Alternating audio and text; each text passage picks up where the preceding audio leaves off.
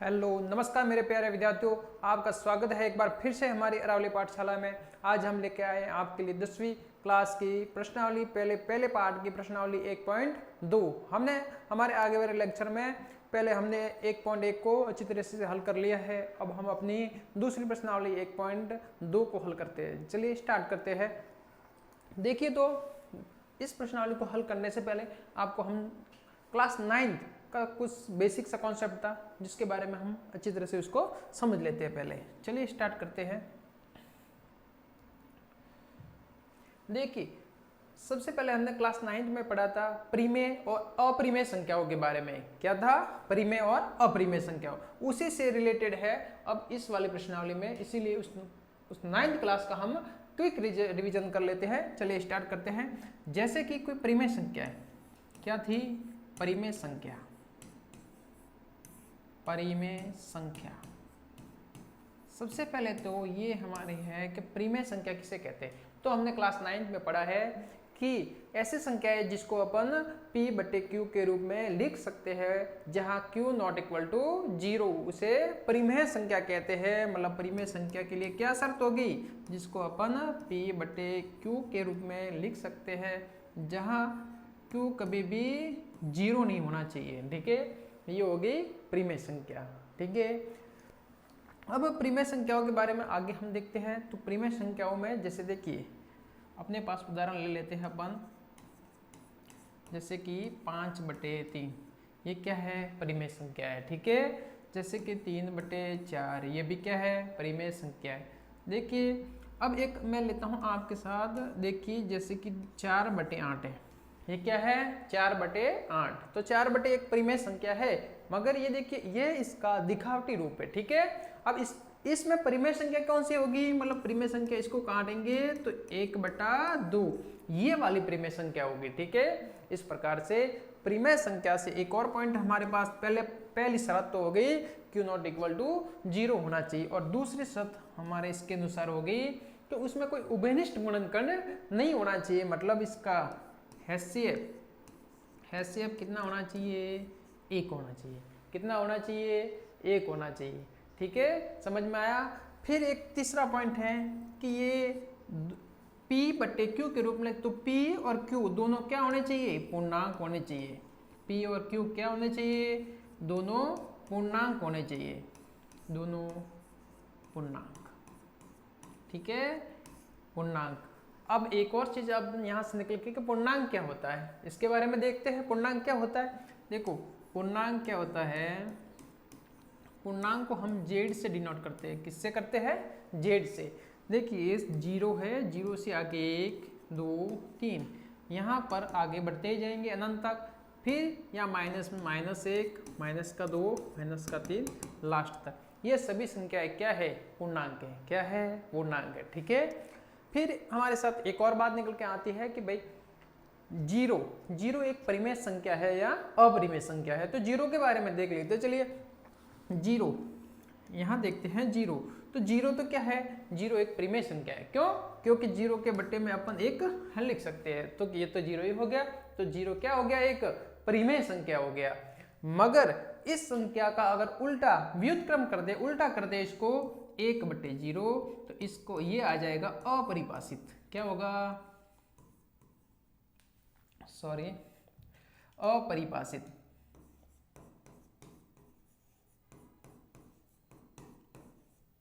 ये है अपरिभाषित। अपरिभाषित है तो ये परिमेय संख्या नहीं हो सकता। ठीक है, अगर ऐसे दे रखा है तो वो परिमेय संख्या है, अगर इसका उल्टा दे रखा है, इस प्रकार से दे रखा है, तो वो परिमेय संख्या नहीं होगी। मतलब क्या निकल के आया? किसी भी संख्या में 0 का भाग देने पर कितना आता है? अनंत आता है। मतलब अपरिभाषित होती है वो संख्या। ठीक है, समझ में आया? यहाँ तक आपको लोगों को समझ में आया होगा। अब अपन आगे भी देखते हैं। देखिए आगे क्या होता है। परिमेय संख्याओं में कौन कौन सी परिमेय संख्या होती है, कौन कौन सी परिमेय संख्या नहीं होती, इसके बारे में भी हम देख लेते हैं। चलिए अपन देख लेते हैं। जैसे कि 2.304 ये दशमलव है। ठीक है, मतलब ये कैसी दशमलव संख्या है? शांत दशमलव संख्या है। कैसी दशमलव संख्या है? शांत दशमलव संख्या है। तो ये परिमेय संख्या है। ठीक है, अब अपन इसके बाद देख लेते हैं। इसको लिख देना आप शांत। कैसी है ये? शांत है। ये है शांत। इसके बाद एक और देख लेते हैं, जैसे कि 3.4333, मतलब 3 की पुनरावृत्ति होती है, बार बार क्या हो रही है, 3 की पुनरावृत्ति हो रही है, ठीक है। मतलब ये क्या है, शांत है और आवर्ती वाली है। कैसे शांत है, शांत आवृत्ति। इसमें 3 की क्या हो रही है, बार बार आवृत्ति हो रही है, ठीक है। इस प्रकार की संख्या, ये वाली संख्या परिमेय संख्या है। कैसी संख्या है, परिमेय संख्या, ठीक है। ये भी कैसी संख्या है, परिमेय संख्या है। ये दोनों ही क्या है, परिमेय संख्या। परिमेय संख्या रेशनल नंबर है, ठीक है। फिर आगे अपन देखते हैं, चलो ये यहाँ से मिटा देते हैं इसको। देखिए आगे देखते हैं, जैसे कि एक और संख्या होती है, जैसे कि इस टाइप की 4 3 2 4, यह है 324, फिर आया 325, फिर आया 324, आगे आगे बढ़ता ही जा रहा है। ये होती है अशांत। कैसी संख्या होती है, ये अशांत होती है। अशांत है तो ये अपरिमेय संख्या होगी। कैसी संख्या होगी, अपरिमेय। कैसी, ये अपरिमेय संख्या है। यहाँ तक आपको समझ में आया, ठीक है। यहाँ तक ये बहुत ही 9th क्लास का अपने एक बेसिक है। बेसिक से शुरुआत इसलिए की है कि आगे अपन कुछ सवाल में किसी भी तरह की कोई प्रॉब्लम नहीं आए। चलिए परिमेय संख्या P बटे Q के रूप में लिख सकते हैं, जहाँ Q कभी भी 0 नहीं होना चाहिए, HCF उसका 1 होना चाहिए। P और Q कैसे होते हैं, दोनों पूर्णांक होते हैं। पूर्णांक क्या होती है, 0 से अनंत तक। इस साइड माइनस वाले और प्लस वाले सभी संख्याएं क्या होते हैं, पूर्णांक होते हैं। 0 बटे 1 को ये परिमेय संख्या है, 0 एक परिमेय संख्या है, मगर इसका व्युत्क्रम करते तो वो अपरिमेय संख्या हो जाती है, ठीक है। अपरिमेय संख्या मतलब अपरिभाषित है वो। आया समझ में यहाँ तक। चलिए आगे हम स्टार्ट कर लेते हैं अपनी प्रश्नावली। देखिए प्रश्नावली में पहला सवाल क्या बोल रहा है अपने, पहला सवाल है सिद्ध कीजिए कि क्या √5 एक अपरिमेय संख्या है। √5 को अपरिमेय संख्या सिद्ध करना है, ठीक है। वैसे तो एक 9th क्लास में जैसे कि कोई संख्या होती है ना, अपन ने जैसे कि कोई संख्या है, अगर रूट में अभाज्य संख्या आ जाए, क्या हो जाए, रूट में अभाज्य संख्या आ जाए, जैसे रूट में 2 आ जाए, रूट में 3 आ जाए, रूट में 5 आ जाए, रूट में 7 आ जाए, ये सब कैसी संख्याएं है, अपरिमेय। कैसी संख्या है, अपरिमेय संख्याएं। जो संख्या रूट में होती है वो अपरिमेय संख्या होती है, परंतु अगर रूट में 4 आ जाए तो ये क्या होगा, रूट से तो इसमें 2 हो जाएगा, इसका 2 आंसर, ठीक है। तो ये परिमेय संख्या होगी 2, ठीक है। मतलब रूट में कैसी होनी चाहिए, अभाज्य संख्या होगी, वो अपरिमेय संख्या होती है। रूट में अगर इस टाइप की कोई संख्या है तो वो कैसी होगी, परिमेय संख्या होगी, ठीक है। चलिए सवाल अपन स्टार्ट कर देते हैं। देखिए सिद्ध करना है √5 अपरिमेय, तो सबसे पहले तो हम इसको परिमेय मान लेंगे। क्या मान लेंगे, इसको परिमेय मान लेंगे। फिर अपन जो परिमेय मान कथन मान लेंगे कि ये संख्या परिमेय संख्या है, और लास्ट में इसको हल करके क्या बता देंगे, जो हमने माना था वो अक्सर गलत है, ठीक है।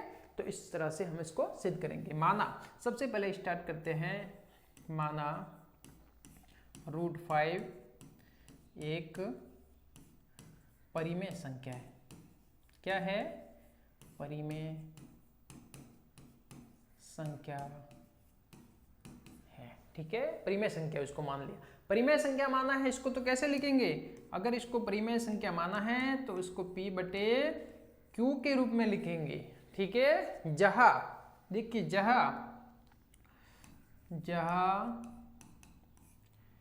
P व Q पूर्णांक है। क्या है,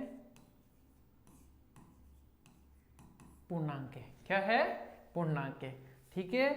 और क्या होना चाहिए, Q not equal to 0, Q 0 भी नहीं है, ठीक है। फिर इन दोनों का HCF कितना होना चाहिए, 1 होना चाहिए।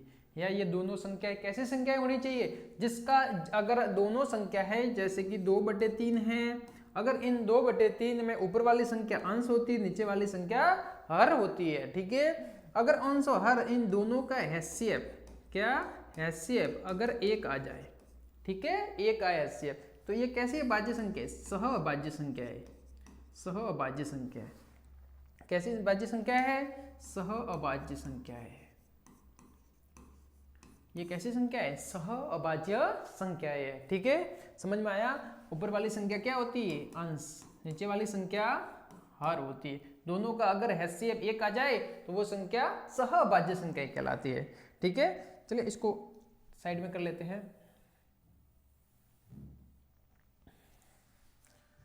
देखिए यहां तक अपन दे P व P क्या होना चाहिए? यहां तक ये P और Q पूर्णांक है और Q नॉट इक्वल टू 0 है। Q कभी भी 0 नहीं हो सकता। और HCF क्या होना चाहिए? 1। ये हमारे परिमेय संख्या के लिए शर्त है। ठीक है, इसको हमने परिमेय संख्या मान लिया था तो इसको P बटे Q के रूप में लिखा। फिर देखिए यहाँ से यहाँ अपन ने 1 रखा, फिर इन दोनों का क्या किया अपन ने? तिर्यक गुणा। तिर्यक गुणा किया तो क्या आया? P। 1 का गुणा Q के साथ किया तो 1 का गुणा P के साथ किया तो P। फिर Q का गुणा √5 के साथ किया तो Q √5। ठीक है, √5। ठीक है, अब दोनों पक्षों का वर्ग करने पर, दोनों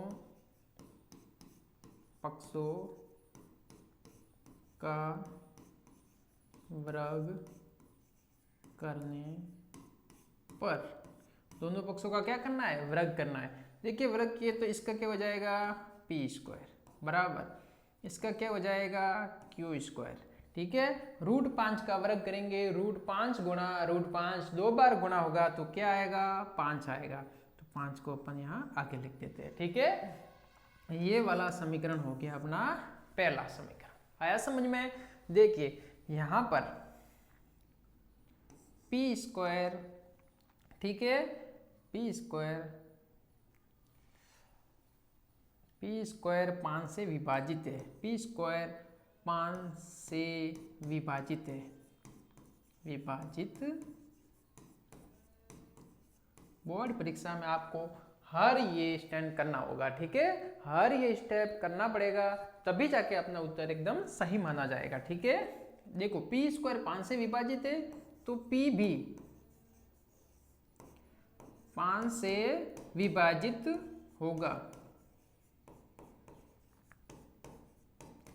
एक और सवाल उठ रहा होगा मन में कि p² 5 से विभाजित तो p 5 से कैसे विभाजित है? देखिए जैसे कि 5 का स्क्वायर है, ये 5 से विभाजित है तो 5 भी 5 से विभाजित होगा तो इसका आया 25। 25 में 5 का भाग जाता है। ठीक है, भाग गया पूरा पूरा तो 5 में भी 5 का भाग जाता है। ठीक है, इस प्रकार से p² p से विभाजित है तो p भी p विभाजित होगा। ठीक है, जिसका स्क्वायर संख्या से विभाजित है तो वो संख्या भी उससे विभाजित होगी। ठीक है, समझ में आया यहाँ तक? चलिए इसको रब कर देते हैं।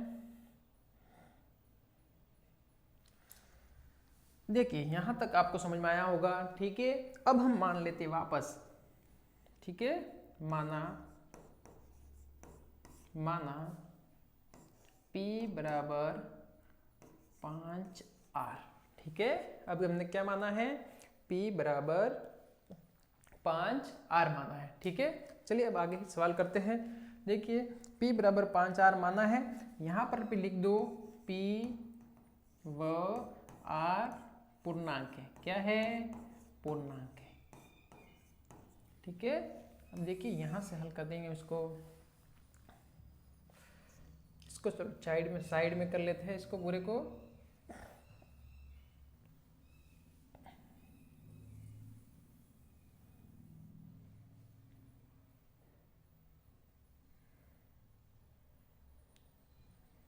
ठीक है, चलिए स्टार्ट करते हैं। यहाँ इसका दूसरा पार्ट भी कर लेते हैं। p बराबर 5r माना अपन ने। अब देखिए दोनों पक्षों का वापस, दोनों पक्षों का वर्ग करने पर, दोनों पक्षों का क्या करना है? वापस इसका भी वर्ग करना है तो क्या हो जाएगा? p² बराबर 25। 5 का वर्ग करेंगे तो 25, r का वर्ग किया तो r²। ठीक है, समझ में आया यहाँ तक? देखिए यहाँ पर भी क्या होगा? यहाँ पर भी वही बात लिखनी है वापस जो यहाँ पर अपन ने लिखी थी। देखिए ठीक है, p² 25 से विभाजित है, P भी 25 से विभाजित होगा। ठीक है, ये वाला अपना समीकरण 2 है। ठीक है, समीकरण 1 का मान समीकरण 2 का मान चलो समीकरण 1 में रख देते हैं। ठीक है, समीकरण 1 व 2 से देखिए पी स्क्वायर की जगह अपन को क्या रखना है 25r²। तो देखिए पी स्क्वायर की जगह अपन रखेंगे, देखिए इस समीकरण है पी स्क्वायर बराबर 5q², तो पी स्क्वायर की जगह रखना है अपने 25r²। तो रखेंगे 25r² बराबर 5q²। तो देखिए ये से ये कट गया, कितना बचा यहाँ 5r² बराबर q²। देखिए यहाँ पर एक चीज कॉमन आई है। अब देखिए ये अपन ने अपने माना था, एक आया अपने p², एक आया अपने पास q²। ठीक है, तो देखिए इसमें दोनों में क्या आ रहा है, इसमें 5 p² में क्या आ रहा था अपने 5q² आ रहा था, और इसमें क्या आ रहा है 5r²। तो देखिए ये 5 ये वाला 5 दोनों में आ गया। ठीक है, दोनों में आ गया मतलब ये 5 तो अपन ने क्या माना था, इसका हैसियत लेने जाएंगे तो अपन क्या आएगा 5 आएगा। कितना आएगा 5 आएगा। और हैसियत तो अपने 1 चाहिए था परिमेय संख्या के लिए, तो हैसियत 1 होना चाहिए। तो ये वाला अपना कथन क्या हो गया, गलत हो गया। ठीक है, अपन को 3 शर्त अपन ने मानी थी, 3 शर्त में से अपने हैसियत 1 वाली शर्त क्या गलत साबित हो गई। अतः ये कैसी संख्या है, अतः यह अपरिमेय संख्या है। ठीक है, ठीक है, अब यहां पर कथन लिखो, समीकरण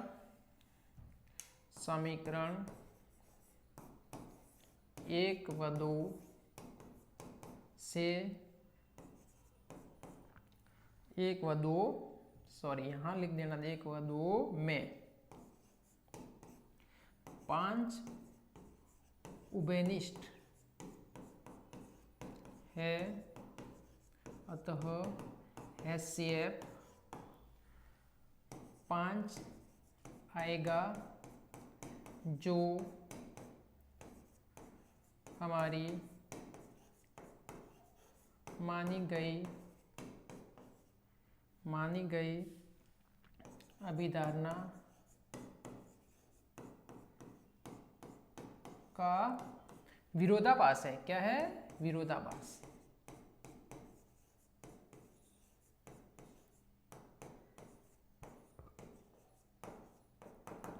अतः यह एक अपरिमेय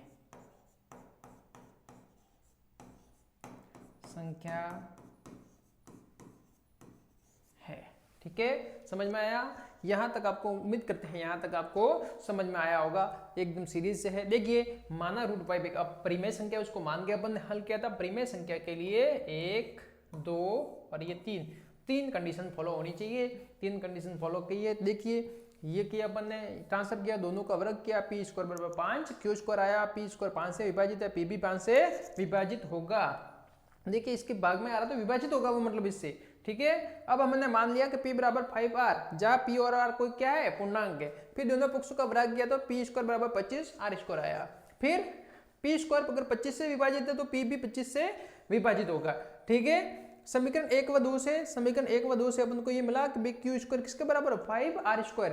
अब देखिए ये जो चीज दोनों में 5 5 उभयनिष्ठ गुणनखंड आ रहा है, मतलब HCF निकालेंगे तो कितना आएगा 5 आएगा। और अपने तो HCF 5 नहीं, अपने तो HCF कितना चाहिए था 1। अगर 1 आता तो वो परिमेय संख्या होती है। HCF कितना आया 5, तो ये हमारी मानी गई धारणा के विरोधाभास कर रहा है, अतः ये अपरिमेय संख्या है। ठीक है, उम्मीद करते हैं यहाँ तक आपको समझ में आया होगा। चलिए अब नेक्स्ट सवाल करते हैं अपना। सिद्ध कीजिए कि 3 + 2√5 एक अपरिमेय संख्या है। क्या करना है, हमारे क्वेश्चन में इस प्रश्नावली में 2 टाइप के सवाल दे रखे हैं। 2 टाइप के सवाल है, एक तो इस टाइप जैसे कि √5 निकालना है, √3 को अपरिमेय सिद्ध करना है, √2 को अपरिमेय सिद्ध करना है।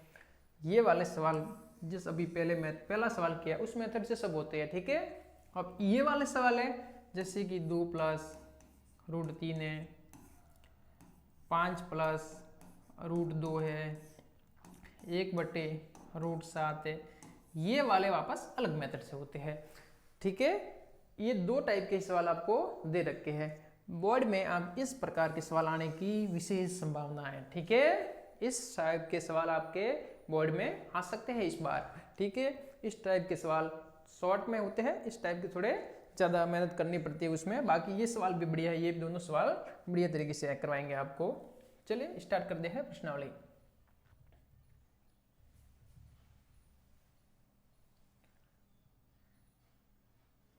चलिए देखिए, अपने पास सवाल है 3 प्लस, इसको क्या मानना है? सबसे पहले तो इसको मानना है कि भाई माना ये परिमेय संख्या है। देखो एक बात, इससे पहले एक और बेसिक पढ़ लेते हैं। जैसे कि देखिए परिमेय संख्या होती है, परिमेय संख्या के साथ गुणा जोड़ या बाकी कर दो परिमेय संख्या की, तो हमेशा परिमेय संख्या ही आएगी। आया समझ में? ये बेसिक है, इसको भी नोट कर लेना। अगर परिमेय संख्या के साथ गुणा या भाग करोगे परिमेय संख्या का, तो भी हमें परिमेय संख्या ही मिलेगी, ठीक है।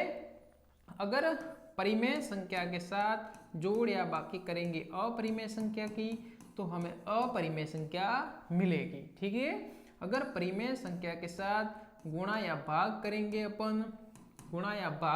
अपरिमेय संख्या का, तो हमें अपरिमेय संख्या मिलेगी। ये आप अच्छी तरह से नोट कर लीजिएगा। चलिए ये वाला सवाल है 3 प्लस माना चलिए कलर चेंज कर देते इसको, माना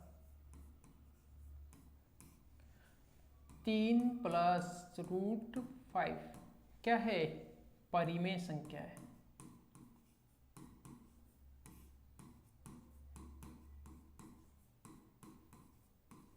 ठीक है। अब देखिए परिमेय संख्या माना है इसको अपन ने। अब देखिए 3 प्लस 2√5 किसके बराबर? P/Q में, जहां P व Q पूर्णांक है, Q नॉट इक्वल टू 0, ठीक है। देखिए यहां से अपन देखिए 3 को उस साइड भेजेंगे, क्या होगा? 2√5, 3 इस साइड प्लस है, इस साइड जाते ही किसके हो जाएंगे? माइनस के, ठीक है। -3, 2√5 बराबर 1 रखा, एलसीएम लेके हल करेंगे, Q P -3Q आ गया, ठीक है। अब देखिए 2 भी है इसके साथ गुणा में, ठीक है। 2 को भी उस साइड लेके जाएंगे, इस साइड गुणा में, तो इस साइड जाके किस में होंगे? भाग में, सॉरी 2Q, ठीक है। देखिए ये वाला कथन आ गया अपने। इस कथन में देखिए परिमेय संख्या है P में से देखिए परिमेय संख्या है 3 के साथ परिमेय संख्या का गुणा हुआ तो क्या आएगा? परिमेय संख्या। देखिए इधर P है परिमेय संख्या, इधर देखिए माइनस है 3 इंटू Q, तो परिमेय संख्या के साथ परिमेय संख्या का गुणा हुआ तो क्या आएगा? परिमेय संख्या ही आएगा। परिमेय माइनस, देखिए ये परिमेय संख्या है अपने फर्स्ट वाली, ये ठीक है। ये 3P, ये भी क्या है? माइनस करना है परिमेय संख्या से। परिमेय संख्या में से परिमेय संख्या को घटाएंगे तो क्या आएगी? अपनी परिमेय संख्या आएगी, ठीक है। समझ में आया यहाँ तक? फिर देखिए नीचे क्या है? 2 है परिमेय संख्या, गुणा करना है Q के साथ, तो परिमेय संख्या का परिमेय संख्या के साथ गुणा करेंगे तो क्या आएगी? परिमेय संख्या, ठीक है। मतलब ये पूरी इस वाला पूरा ये वाला भाग क्या है गया अपने? परिमेय संख्या आ गया, जबकि इस वाला ये वाला भाग क्या है? अपरिमेय संख्या है। तो ये कथन अपने आप में एक दूसरे का विरोध कर रहा है, ठीक है। मतलब ये कथन ये परिमेय संख्या है और ये परिमेय संख्या बोल रहा है, जबकि ये तो क्या है? अपरिमेय संख्या है, ठीक है। इधर देखिए तो इसको कैसे लिखते हैं, देखिए यहां तक इस सवाल को करना है। देखिए √3 क्या है? अपरिमेय संख्या है,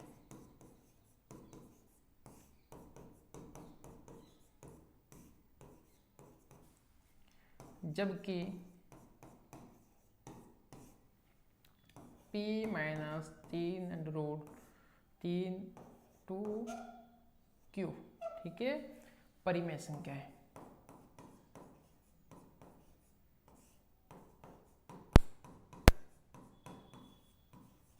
ठीक है, अतः यह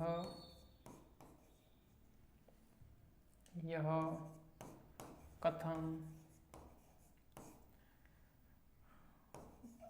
पूर्व यहाँ पर अपने मानी थी, पूर्व में माने गए कथन का विरोधाभास है। क्या है? विरोधाभास। विरोधाभास है।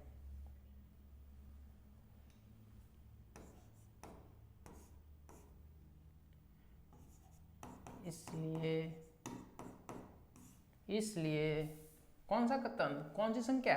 3 प्लस 2 अंडर रूट 5 अपरिमेय है। क्या है? अपरिमेय।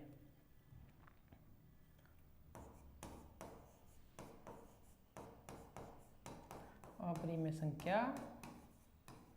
ठीक है, ये हमारा उत्तर आ गया। ठीक है, समझ में आया?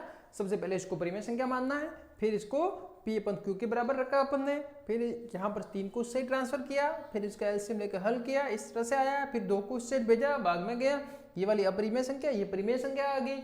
तो एक कथन क्या बोल रहा है कि अपरिमेय अपरिमेय बराबर है, तो ऐसा तो हो ही नहीं सकता, ये अपरिमेय ये परिमेय ये अपरिमेय बराबर नहीं हो सकते। ठीक है, अतः हमने पहले कथन जो माना था कि भाई ये परिमेय है, उसका विरोध हो गया। ठीक है, तो ये अपरिमेय संख्या। चलिए अगला सवाल स्टार्ट करते हैं। देखिए, अब है हमारे पास 1/√2। 1/√2। सबसे पहले हम भी इसको भी क्या मानेंगे? परिमेय संख्या। क्या मानेंगे? परिमेय संख्या। माना 1/√2 एक परिमेय संख्या है। ठीक है, क्या माना अपन ने? इसको एक परिमेय संख्या माना है। ठीक है, तो इसको कैसे लिखेंगे? 1/√2 बराबर p बटे q। ठीक है, जहां सब स्टेप लिखने जरूरी है। अगर आपको बोर्ड में पूरे नंबर चाहिए तो सब स्टेप को फॉलो कीजिएगा। ठीक है, p व q पूर्णांक है, q नॉट इक्वल टू 0। ठीक है, अब देखिए क्रॉस गुणा कर दीजिए तो क्या आ जाएगा? क्रॉस गुणा करेंगे तो देखिए इस साइड करेंगे तो q बराबर √2p। अब √p को इस साइड भेजेंगे तो q बटे p बराबर √2। देखिए ये कथन अपन क्या सिद्ध हो रहा है? ये परिमेय संख्या है। क्या है? q क्या है? पूर्णांक है, तो परिमेय संख्या है। परिमेय संख्या के अंदर अपन परिमेय संख्या का भाग देंगे तो क्या आएगा? देखिए ऊपर वाली परिमेय संख्या है, बट्टे में भी परिमेय संख्या है, तो परिमेय में परिमेय का भाग देंगे तो परिमेय ही आएगा। ठीक है, जबकि सामने क्या है? अपरिमेय संख्या है। तो ये कथन दोनों एक दूसरे का विरोध कर रहे हैं। क्या कर रहे हैं? विरोध। ये परिमेय है, ये अपरिमेय, दोनों बराबर तो हो ही नहीं सकते। ठीक है, इसलिए देखिए √2 अपरिमेय।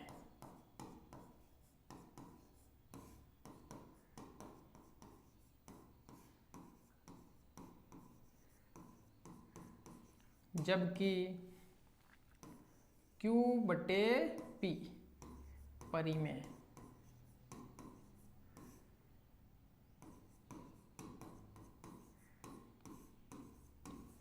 अतः यह कथन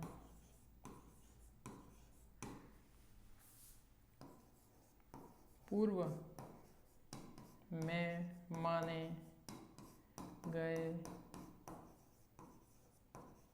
कथन का विरोधाभास है। क्या है? विरोधाभास। विरोधाभास है, इसलिए यह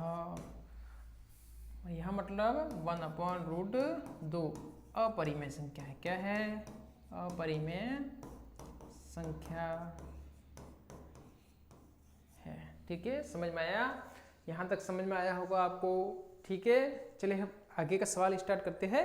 देखिए आगे वाला सवाल क्या बोल रहा है। आगे वाला सवाल है 7√5। देखिए 7√5। सबसे पहले क्या करना है, माना यह क्या है, परिमेय संख्या। क्या है? परिमेय संख्या है। सबसे पहले अपन ने इसको परिमेय संख्या मान लिया। अब इसको क्या करेंगे, 7√5 किसके बराबर होगा, 7√p/q के, क्योंकि अपन ने इसको परिमेय संख्या माना है, जहां p व q पूर्णांक है। क्या है? पूर्णांक है। q not equal to 0। ठीक है, देखिए 7 है इस साइड, गुणा में उस साइड भेजेंगे तो किस में चला जाएगा, p√7/q। यहाँ देखिए अब अपने पास ये कथन आ गया।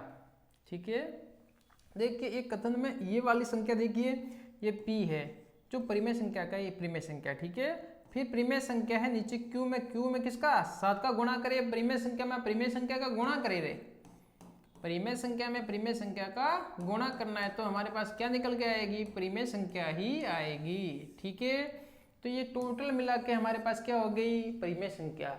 ठीक है, तो देखिए ये वाला कथन है, यहाँ पर परिमेय संख्या है, ये क्या है, अपरिमेय संख्या। हमने तो पहले माना था कि दोनों भाई परिमेय संख्या माना था, यहाँ क्या निकल के आया, ये तो अपरिमेय संख्या, एक न एक परिमेय संख्या है। ठीक है, तो यह कथन, तो लिखिए यहाँ पर यह, सॉरी हाँ, यहाँ देखिए √5 अपरिमेय, अपरिमेय संख्या है तथा p/7q परिमेय संख्या है, परिमेय संख्या है। यह कथन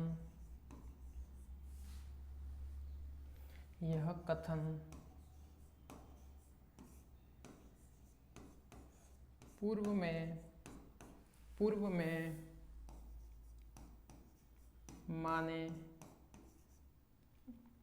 माने गए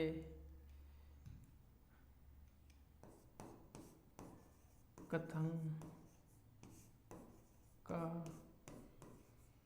विरोधाभास है।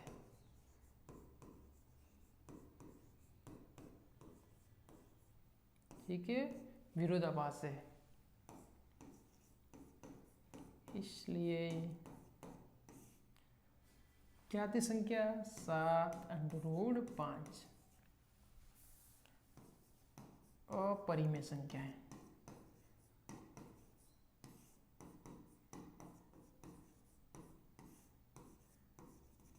अपरिमेय संख्या है। ठीक है, समझ में आया? यहाँ तक बहुत ही सरल सवाल है, एक ही कॉन्सेप्ट को लेके फॉलो करना है, बस एक ही कॉन्सेप्ट हो रहा है सिर्फ इस सवाल में। इस पूरी प्रश्नावली में दो ही कॉन्सेप्ट लगते हैं, दो टाइप के सवाल बनते हैं। जो एक ही देखिए यहाँ पर कोई भी संख्या जैसे कि 8√5 दे रखी हो, कोई भी संख्या हो, यही नियम लगाना है। ठीक है, ऐसे सवालों के लिए।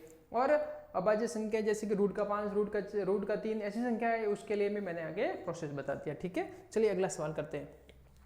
देखिए अगला सवाल क्या है, 6 + √2। ये भी सेम है, वैसे के वैसे करना है। देखिए कैसे करेंगे इसको, जैसे कि सबसे पहले इसको भी मानेंगे, माना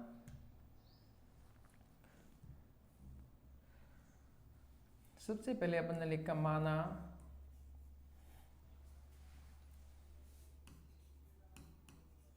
माना 6 + √2 एक परिमेय संख्या है।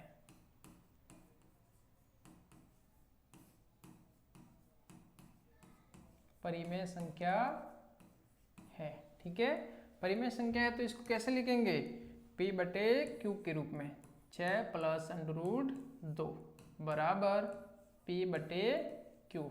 जहां p और q क्या होने चाहिए, पूर्णांक, जहां p व q पूर्णांक है, क्या है, पूर्णांक है, और q नॉट इक्वल टू 0 होना चाहिए। ठीक है, देखिए यहां से 6 इस साइड प्लस में, उस साइड जाते ही किसमें हो जाएंगे, माइनस में। p प्लस बटे q माइनस का 6 के नीचे कोई नहीं तो कितना रखा अपन ने, 1 रखा, अंडर रूट का 2 आया, बराबर p और q का लसअप लिया, एलसीएम लिया तो कितना आया, q आया। ठीक है, q का q में भाग दिया 1 का p के साथ गुणा करेंगे तो p माइनस 1 का q में भाग दिया q का 6 के साथ गुणा करेंगे तो 6q। इधर देखिए परिमेय संख्या में से इधर देखिए अगर आप 6q है, 6 इंटू q, परिमेय संख्या में किसी भी संख्या का गुणा करने पर परिमेय संख्या आएगा। p है जो परिमेय संख्या है, उसमें से आप घटा रहे हैं 6p 6q, ये भी परिमेय संख्या है, तो भी हमारे पास परिमेय संख्या ही आएगी। ठीक है, फिर नीचे कितना है q, परिमेय संख्या का भाग देना है तो परिमेय संख्या ही होगी। मतलब इस वाले कथन से क्या, इस वाले कथन से ये निकल के आया है अपने पास कि ये वाले अपने हैं जो क्या है, देखिए ये वाला है अपने कथन लास्ट वाला, जिसमें ये बोल रहा है कि अपरिमेय संख्या है, यहाँ पर रूट अपरिमेय संख्या और ये टोटल परिमेय संख्या है, जो अपने पूर्व में माने गए कथन का विरोधाभास है, अतः ये अपरिमेय संख्या है। चलिए स्टार्ट करते हैं, यहाँ से लिखते हैं अपन, देखिए रूट का 2 अपरिमेय संख्या है, अपरिमेय संख्या है तथा p माइनस 6q बटे q परिमेय संख्या है, क्या है, परिमेय संख्या।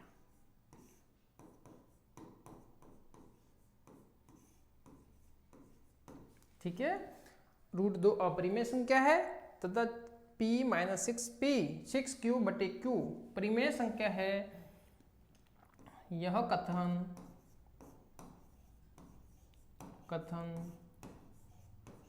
पूर्व में माने गए कथन का विरोधाभास है।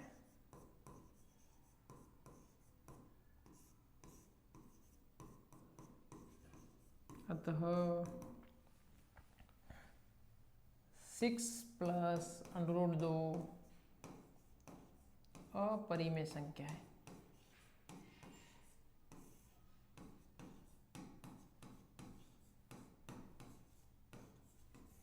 ठीक है, समझ में आया। यहाँ पर इस तरह से इस सवाल को अपन ने हल कर लिया। यहाँ पर अपनी ये प्रश्नावली खत्म होती है। ठीक है, इस प्रश्नावली के साथ साथ ये पार्ट भी पूरा होता है। अब हम स्टार्ट करेंगे अगला लेसन इसी के साथ। अगर आपको हमारी ये वीडियो अच्छी लगी हो तो हमारे चैनल को सब्सक्राइब कीजिए, क्योंकि और एक बात ये है कि सब वीडियो को आप प्लेलिस्ट में जाकर देखिएगा, जिससे आपको सब सब्जेक्ट के क्रम वाइज वीडियो मिल जाएंगे। ठीक है, धन्यवाद।